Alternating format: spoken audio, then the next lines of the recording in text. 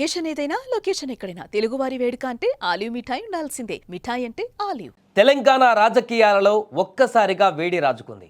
కాంగ్రెస్ ప్రభుత్వం పైన మాజీ మంత్రి హరీష్ రావు సంచలన ఆరోపణలు చేశారు. రాష్ట్రంలో 50,000 కోట్ల భారీ విద్యుత్ కుంభకోణానికి తెరలేపారని బాంబు పేల్చారు.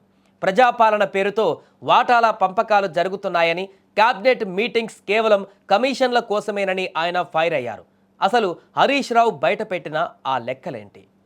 రామగుండం, పాల్వంచ, మక్తల్ ఈ 3 ప్రాంతాలలో కొత్తగా పవర్ ప్లాంట్ల నిర్మాణానికి కాంగ్రెస్ ప్రభుత్వం ప్లాన్ చేసింది. అయితే దీని వెనక భారీ కుట్ర దాగి ఉందని హరీష్ రావు ఆరోపిస్తున్నారు. మొత్తం 50,000 కోట్ల ప్రాజెక్టులో దాదాపు 30 నుంచి 40% కమిషన్లు దండుకునేందుకే ఈ కొత్త ప్లాన్ అని ఆయన మండిపడ్డారు.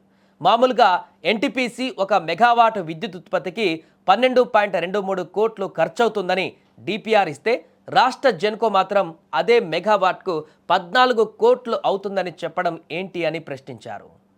ఇది Telangana state electricity regulatory commission report. ఇందులో అప్పుడు మనం ఫేజ్ 1 1600 తీసుకుంటే ఫేజ్ 1 ₹4.88 నుంచి 5.98కి ఒక యూనిట్ చొప్పున మొదటి 1600 అప్పుడు బీఆర్ఎస్ ప్రభుత్వం అగ్రిమెంట్ చేసుకున్నది. సెకండ్ ప్రపోజల్ కూడా ఇందులో ఏం రాసిందంటే ₹4.12 కాడికి 2,400 మెగావాట్లు ఎన్టీపీసీ ప్రతిపాదన ఉంది అని స్టేట్ రెగ్యులేటరీ కమిషనే చెప్పింది. అంటే ₹4.12 యూనిట్ వస్తుంది నీకు. ఒకటి, నీకు 50,000 కోట్ల పెట్టుబడి అవసరం లేదు. 2, రాష్ట్ర ప్రభుత్వం మీద అప్పులు ఉండవు.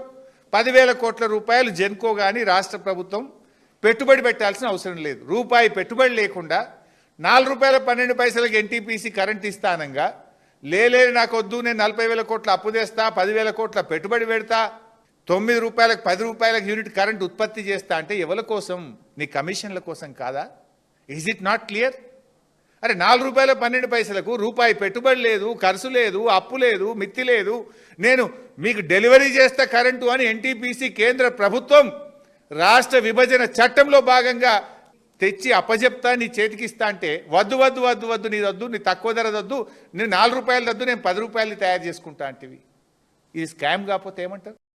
మొత్తానికి కాంగ్రెస్ ప్రభుత్వం చేసే ప్రతి పని వెనక స్వప్రయోజనాలే ఉన్నాయని, క్యాబినెట్ భేటీలన్నీ వాటాల కోసమేనని హరీష్ రావు చేసిన వ్యాఖ్యలు ఇప్పుడు హాట్ టాపిక్గా మారాయి. మరి ఈ 50,000 కోట్ల ఆరోపణలపైన ప్రభుత్వం ఎలా స్పందిస్తుందో చూడాలి.